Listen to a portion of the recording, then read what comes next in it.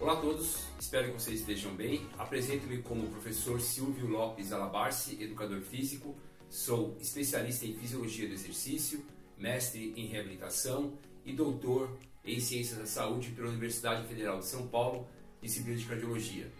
Muito bem, hoje eu trouxe para vocês, aqui pelo podcast, para aqueles que estão me ouvindo, e pelo YouTube para as pessoas que estão assistindo, um assunto um pouquinho mais técnico, mas eu acho que vale a pena, porque trata-se de uma publicação que nós conseguimos em uma revista internacional. E aí eu vou trazer para vocês esse assunto, que saiu na revista International Journal of Health Science. Então o tema é o seguinte, é sobre lactato sanguíneo e obesidade.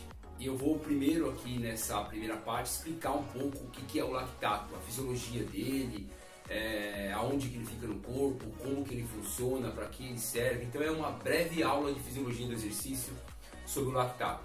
Por que isso é importante? Se eu não passar esses parâmetros, falar diretamente para o artigo de uma forma técnica, científica, pode ser que para algumas pessoas fique muito fora da compreensão delas. Claro que eu não estou aqui subjugando as pessoas, mas são termos técnicos, muito científicos, esse material que eu trouxe para vocês.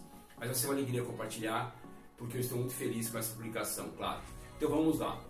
O título do artigo é o seguinte: Changes in the Removal of Blood Lactate Induced by Obesity. Vamos lá. Então, esse tema, ele fala que como que é a remoção, como que é a mudança do lactato nas pessoas obesas. E mais para frente eu vou trazer essa explicação do artigo em português e no final eu vou fazer aqui a leitura dele em inglês. Muito bem. O nosso corpo, quando ele se movimenta, ele tem uma série de modificações. O exercício físico é uma das melhores condições para provocar mudanças no organismo quando está se movimentando, lógico. Só que o nosso corpo, ele vai responder de forma diferente dependendo da intensidade ao qual o corpo está se movimentando. Então, por exemplo, um exemplo bem simples: se a gente for fazer uma caminhada bem devagar, a nossa frequência cardíaca vai aumentar. Por que a frequência cardíaca aumenta? Porque o coração está batendo mais vezes. Para qual objetivo? Poder entregar uma quantidade maior de sangue nos músculos que estão se movimentando. E por que esse sangue tem que chegar em maior quantidade nesses músculos? Porque o sangue transporta, entre outros nutrientes, oxigênio e glicose. E sem esses dois substratos, a nossa célula não consegue formar energia. Essa energia tem um nome, inclusive, ATP, adenosina trifosfato. Mas vamos pensar em energia apenas, só isso. Então, numa simples caminhada, a frequência cardíaca aumenta, porque o coração está bombeando mais sangue, que vai chegar mais sangue no músculo, que por sua vez vai conseguir formar energia e contrair e funcionar. Essa é uma explicação simplificada sobre esse transporte de nutrientes e como que o nosso músculo responde para uma simples caminhada. Ótimo! Agora imagine que essa pessoa que está fazendo uma caminhada resolveu correr um pouquinho mais rápido. O que vai acontecer com o coração? Vai bater mais, a frequência cardíaca vai aumentar, a quantidade de sangue nos músculos dos membros inferiores, coxa e perna, vai aumentar para que chegue mais sangue no músculo e ele consiga formar mais energia. Ótimo! Muito bem, agora vamos para uma outra condição. A pessoa, ela começou a correr um pouquinho mais rápida, num trotezinho, bem devagar, tal, tranquila. De repente ela pensou assim: eu vou correr o mais rápido que eu posso, ou mais rápido ainda.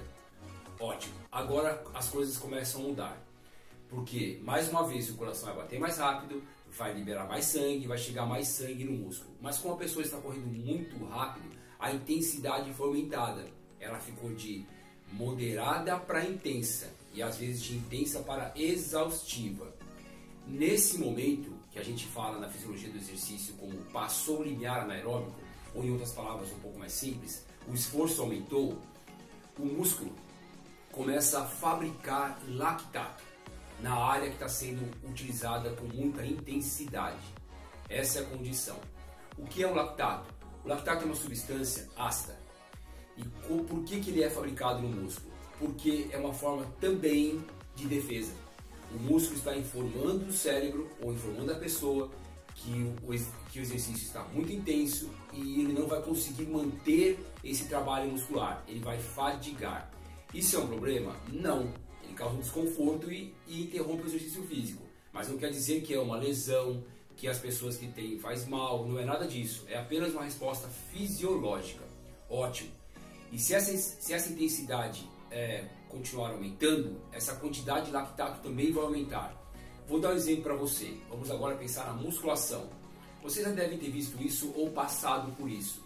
Quando você vai lá numa máquina e você começa a fazer um exercício muito intenso, com um peso muito grande, e você sente uma queimação no músculo.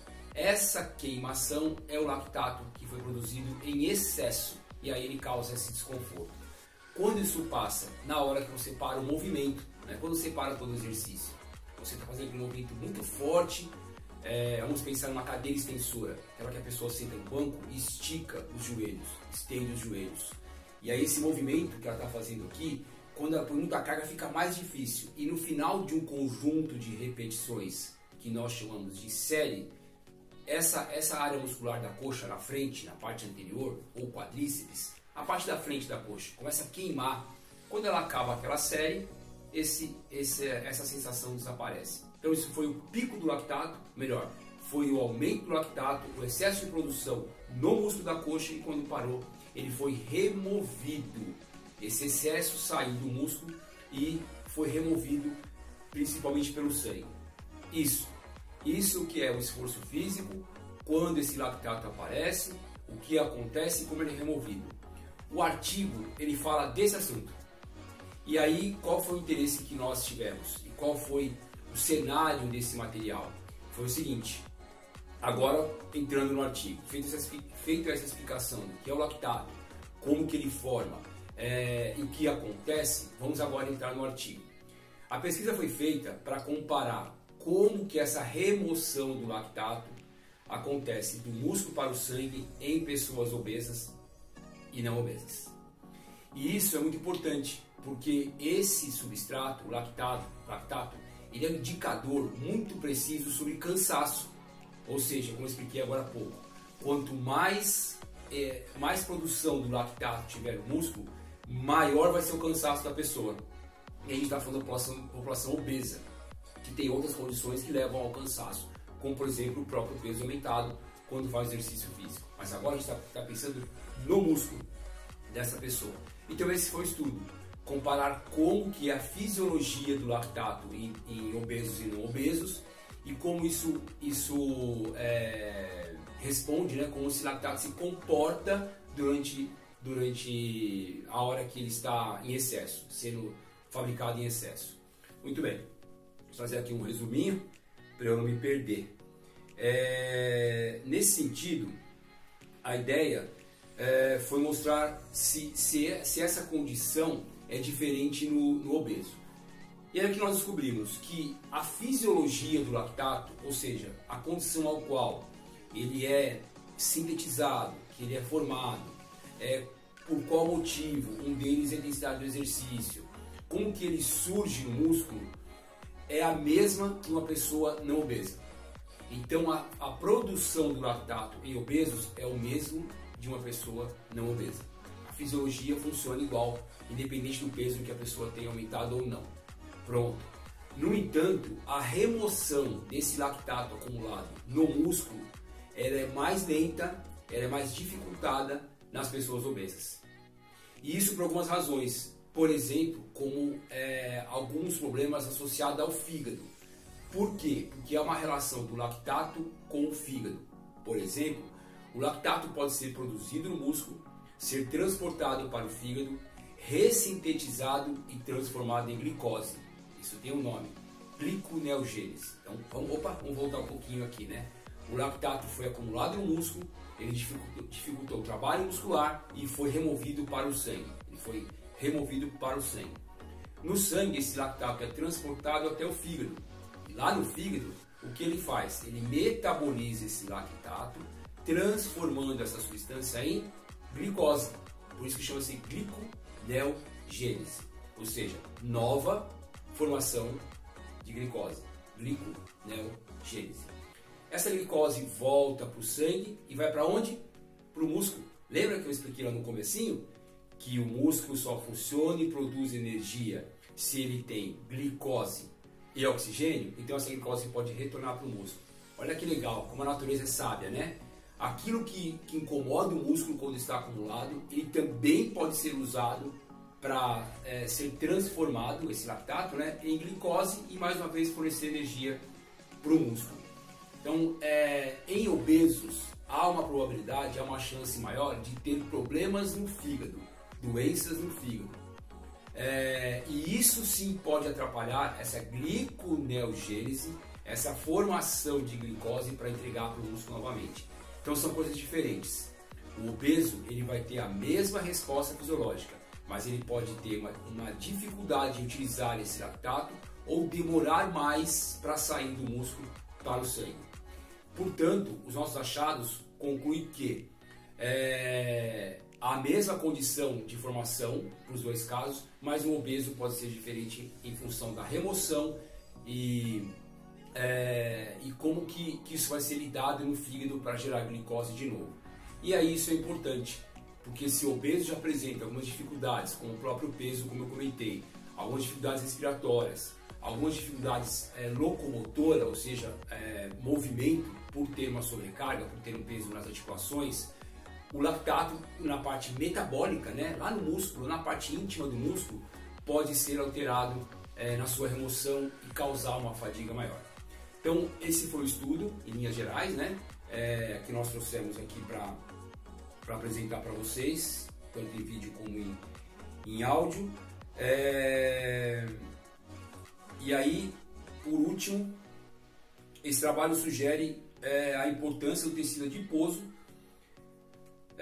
como produtor de substrato energético para o organismo, bem como a importância do fígado no metabolismo do lactato em obesos e não obesos.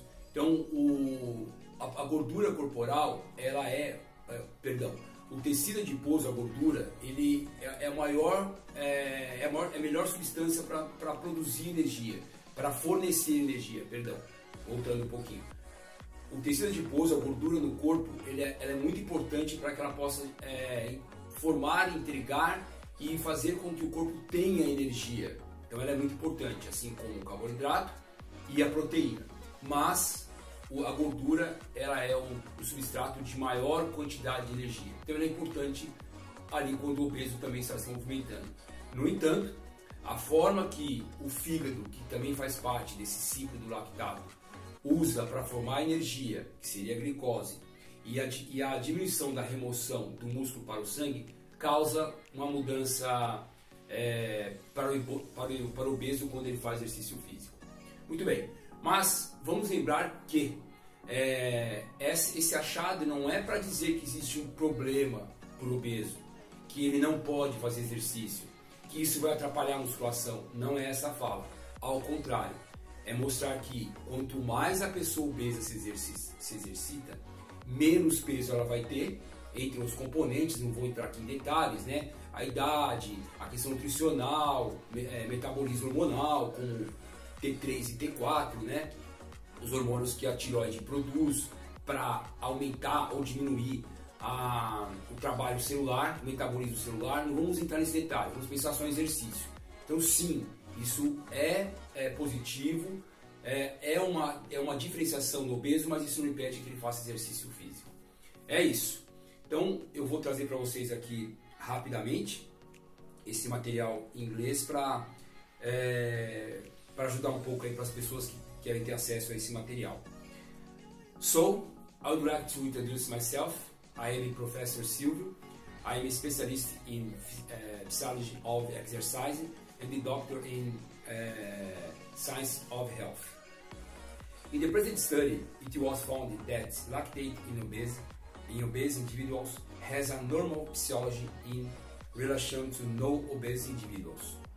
But the time for this substrate to fall becomes slower in individuals who have a great stock of lipids. The factor can be explained by the tendency to liver problems, as the liver is responsible for metabolizing 30% of the lactate produced in the body, suggesting that the inadequate function of this organ causes a slow process in the removal of this substrate from the circulation. has shown in the result of our study, although the obesity were not sick, they present share in parameters significantly above or close to the reference limits, so that they may have something abnormal on their health. Let me see with more details.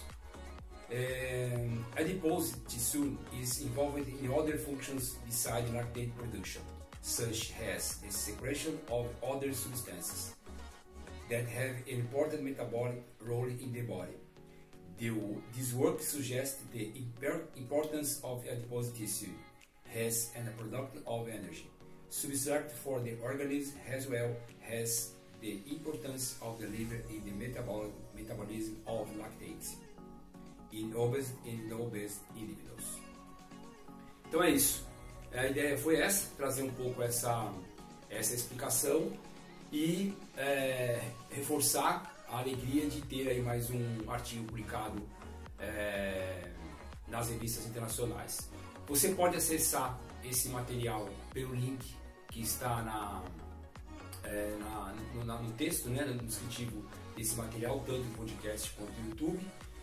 E solicito, por gentileza, se possível, compartilhe com seus amigos, parentes, e agradecer a atenção de vocês. E espero ter contribuído um pouquinho para falar um pouco sobre exercício físico, fadiga muscular, fisiologia do exercício, e aí vai. Forte abraço, tchau, tchau!